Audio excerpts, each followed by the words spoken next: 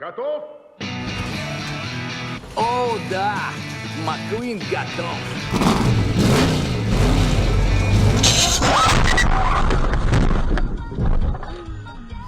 В столице 1 апреля примерно в 19:00 на пересечении улиц Киевская и Уметалиева произошло ДТП с участием 3 легковых автомобилей. По предварительной информации, автомобиль марки Subaru Impreza двигался по улице Уметалиева в южном направлении. В этот момент водитель автомобиля BMW красного цвета в стиле молнии Маккуин, за рулем которого находился известный блогер Умар Табалдиев, проехал на запрещающий сигнал светофора и допустил столкновение. В результате данного маневра молния Маккуин зацепила сразу 2 машины, в том числе Kia Morning.